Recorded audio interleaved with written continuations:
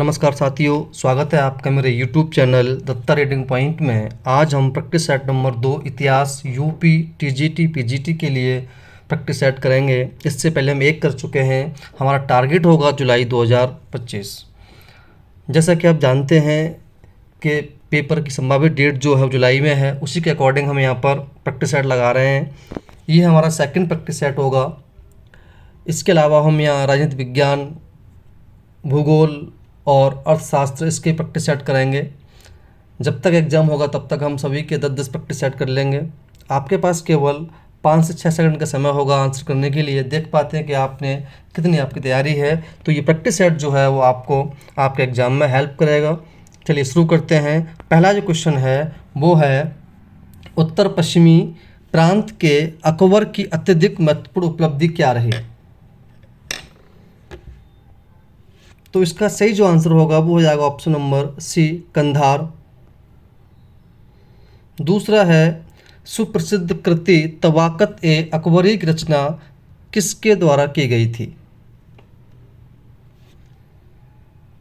तो सही आंसर होगा option number A, Khwaja Nizamuddin Ahmad. Mughal शासन व्यवस्था के संबंध में निम्न में से कौन सा कथन सत्य नहीं है? आप इसे पढ़ सकते हैं इधर।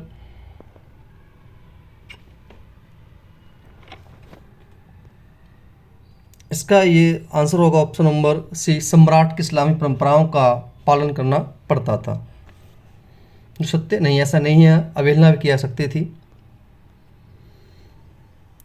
नेक्स्ट है, मुगल साम्राज्य का प्रांतों का विभाजन पहली बार किसने किया था?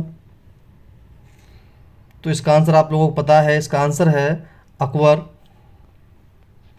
मुगल प्रांतीय प्रशासनिक व्यवस्था की पारंपरिक नियंत्रण एवं शक्ति संतुलन के अंतर्गत निम्नलिखित में से कौन अधिकारी सूबेदार पर नियंत्रण रखता था?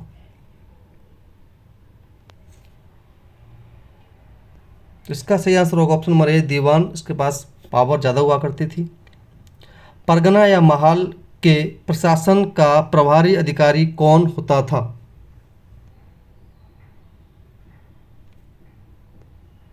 तो इसका आंसर होगा ऑप्शन नंबर सी, सिकदार। थोड़ा हम जल्दी करेंगे ताकि टाइम कम लगे और आपकी प्रैक्टिस पेपर भी पूरा हो जाए। भारत में मनसबदारी प्रथा की उत्पत्ति किसके शासनकाल के साथ संबंध की जा सकती है? तो ये होगा चंगेज़ खान। हमारे यहाँ अकबर ने स्टार्ट की थी, लेकिन इसका संबंध जो है चंगेज़ खान से है। चंगेज़ खान ने सबसे पहले अपने यहाँ पर ये व्यवस्था चालू की थी। उसके बाद भारत में ये मस्जिद प्रथा जो थी वो अकबर द्वारा लागू की गई थी। संबंध इसका चंगेज़ खान से है। तो इसका सही आंसर हो जाएगा चंगेज़ खान। किसने सफलतापूर्वक विद्रोह करके जहांगीर को अपने सैन्य कैंप में बंदी बना लिया था? तो इसका सही आंसर होगा ऑप्शन नंबर बी, मावत खां। मुस्लिम कानून को प्रतिपादित करने के लिए निम्न में से कौन उत्तरदायी था?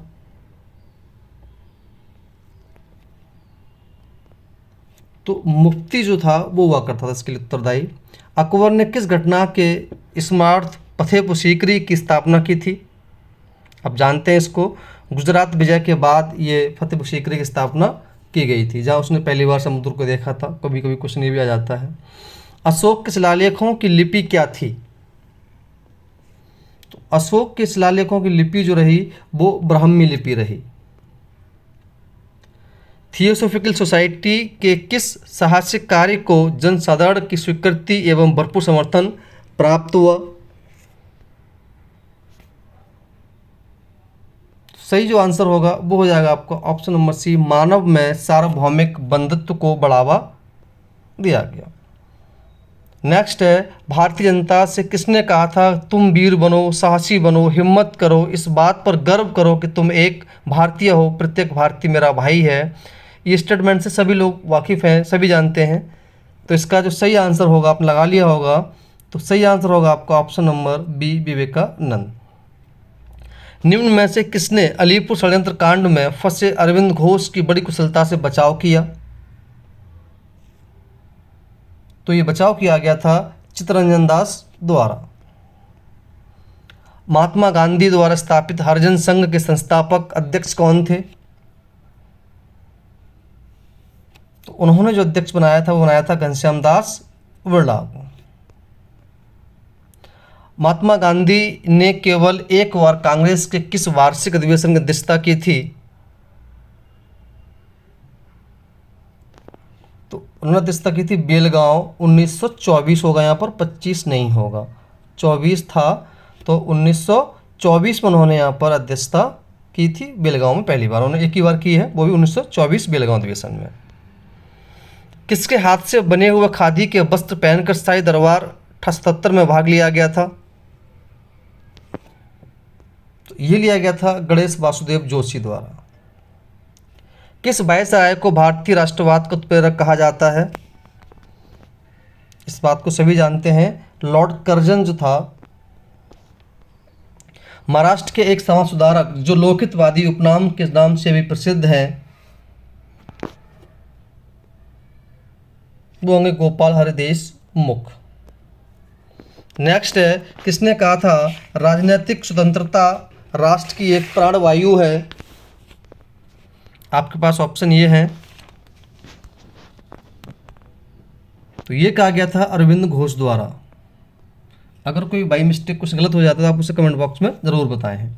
वह कौन सा सुल्तान था जो स्वयं को नायब एक खुदाई या ईश्वर का प्रतिनिधि कहता था? बलबन एक ऐसा शासक था जो अपने आप को ईश्वर का प्रतिनिधि कहता था। तैमूर को सैयद वंश प्रतिनिधि खिर्ज खां द्वारा संस्थापित राजवंशों को क्या कहा जाता था? ये अपने आप को पैगंबर के वंशज मानते थे। Option number B.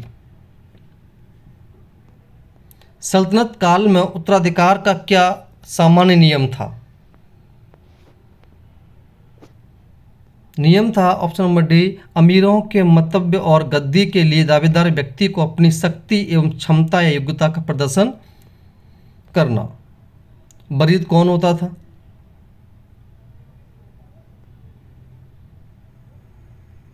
वरीद option number D, गुप्तचर एवं सूचनाएं एकत्रित करने वाला होता था। अगर हम यहाँ एक्सप्लेन करूँगा सारे क्वेश्चन को, वैसे तो मैं एक्सप्लेन कर नहीं रहा, करूँगा तो काफ़ी टाइम लग जाएगा। हमारे पास समय बिल्कुल कम है, ये 20 से 25 मिनट की वीडियो होती है, इसमें आप अपना प्रैक्टिस कर सकते हैं। सल्तनत कालीन केंद्रीय शासन व्यवस्था में सर्वोच्च एवं असाधारण पदाधिकारी कौन होता था? तो ये था ऑप्शन नंबर डी, नायक ए मुल्क। जहांगीर के शासनकाल में निम्नलिखित में से कौन से नवीन प्रांत का गठन किया गया? तो ये किया गया था, उड़ीसा का गठन किया गया था इसके समय में। 500 से 2500 से कम की जात वाले मनसबदारों को क्या कहा गया था? इनको अमीर के नाम से जानते थे। मुगल नौसेना का सेनापति कौन होता था? ये मीर ए बहर नौसेना का सेनापति कहा जाता था। वेदों की ओर वापस चलो, आदर्श वाक्य किसने कहा है? वेदों की ओर लौटो, ये किसने कहा है? सभी जानते हैं, ये आपका दयानंद सरस्वती। कुछ क्वेश्चन में ऐसे हैं आप देखते ही उसको लगा सकते हैं। पूर्ण विकसित हड़प्पा सभ्यता लगभग कितनी शताब्दियों तक जीवित रही?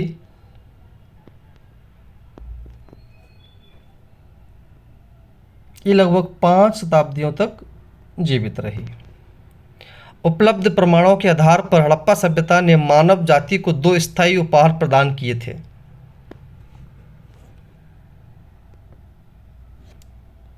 गणित और दशमलव प्रणाली का ज्ञान।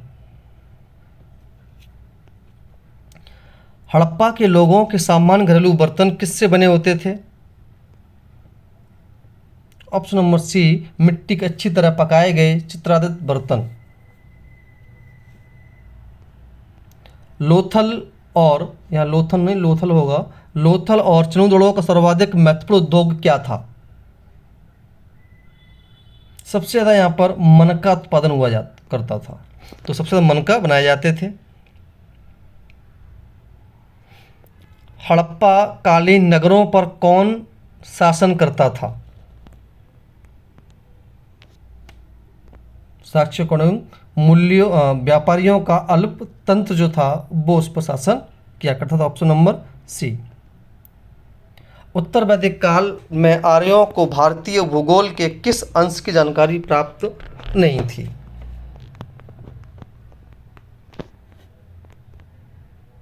ऑप्शन नंबर सी, कृष्णा नदी घाटी तक दक्षिण भारत की। निम्नलिखित में से कौन से ग्रंथ वेदों या श्रुतियों के अंग नहीं थे?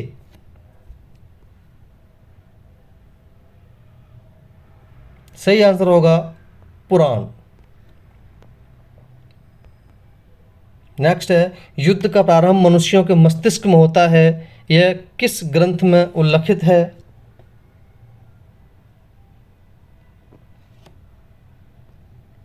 सही आंसर होगा अथर्ववेद। प्रथम बौद्ध संगति का अध्यक्ष कौन था?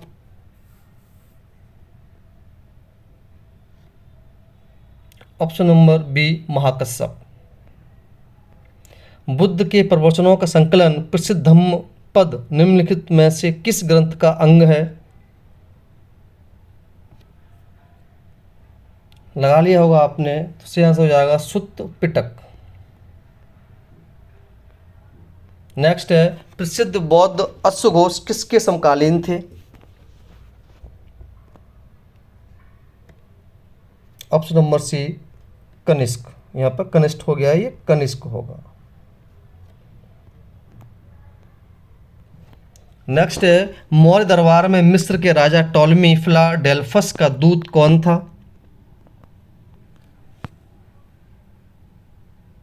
तो सही आंसर होगा ऑप्शन नंबर ए, डायोनियसस। निम्नलिखित में से कौन सा पक्ष अशोक के धम्म का एक सैद्धांतिक पक्ष नहीं है?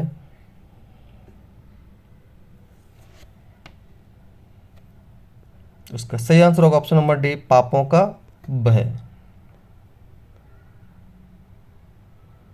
ये हमारा सेकंड प्रैक्टिस सेट है। इसके बाद हम सिविक्स का या ज्योग्राफी का करेंगे, उसके बाद फिर हम अर्थशास्त्र का, फिर हम आएंगे दोबारा से हिस्ट्री पर। नेक्स्ट है, अशोक के किस लालेख से युद्ध की और हिंसा के कारण जनित उसके अंतर्मन की व्यथा प्रकट होती है? यह होती है आपके ऑप्शन नंबर ए, धौली और जौगढ़। भारत का निम्न में से कौन सा वर्तमान प्रांत मौर्य साम्राज्य का अंग था या नहीं थे? अंग नहीं था। यहाँ आपका ऑप्शन नंबर ए और बी दोनों, यानी कि सी हो जाएगा। जनपद स्तर पर मौर्य अधिकारियों का सही अवरोही क्रम था?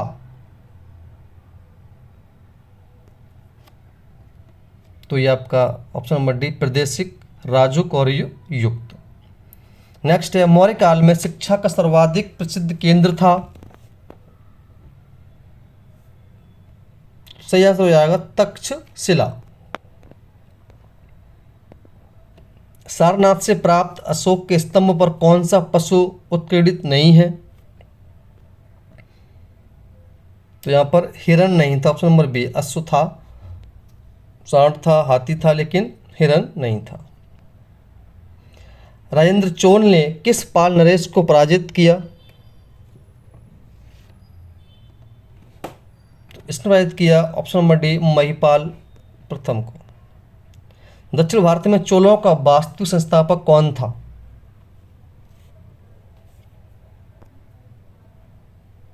ऑप्शन नंबर बी, परांतक प्रथम। निम्न में से किससे चोल साम्राज्य के प्रशासनिक प्रभागों का सही आरोही क्रम या अवरोही क्रम ज्ञात कीजिए। यहाँ अवरोही क्रम की बात की जा रही है। तो सही जो आंसर होगा वो होगा मंडलम, कोट्टम, नाडु। चोल राजा किस मत के संरक्षक थे?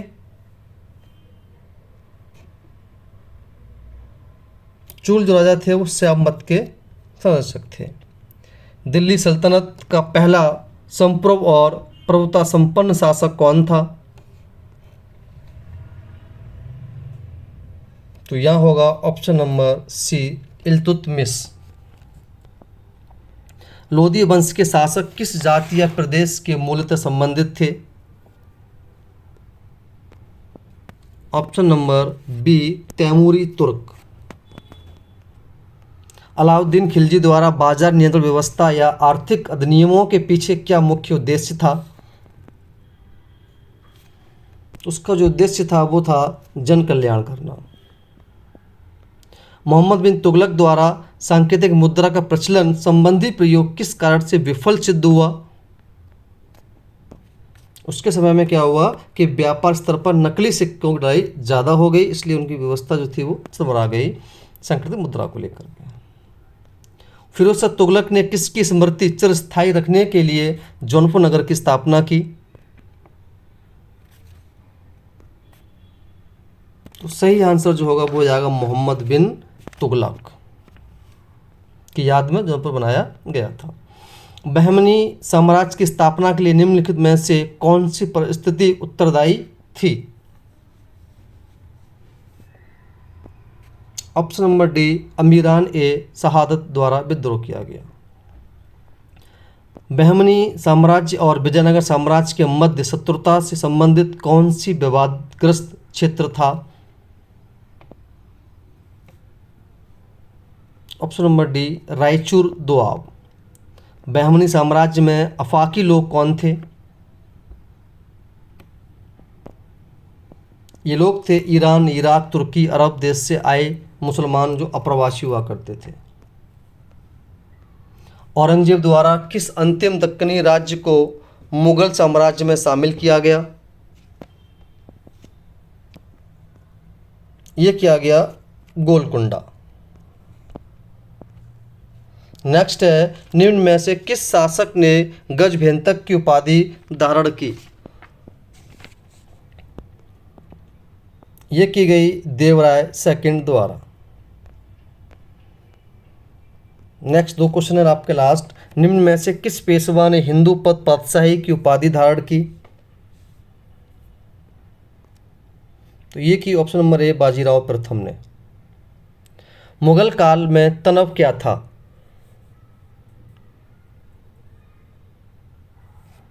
तो ये था आपका ऑप्शन नंबर सी बांस की छड़ियों से जुड़ी लौ छल्ले युक्त भूमापन की एक उपकरण हुआ करता था। तो ये था आपका प्रैक्टिस सेट नंबर 2। इसके बाद हम ज्योग्राफी का या सिविक्स का करेंगे। अगर इसमें कोई सजेशन देना चाहते हो आप दे सकते हैं कमेंट बॉक्स में। और कोई क्वेश्चन गलत हो गया हो बाई मिस्टेक तो आप उसे कमेंट बॉक्स में जरूर लिख सकते हैं। तो धन्यवाद।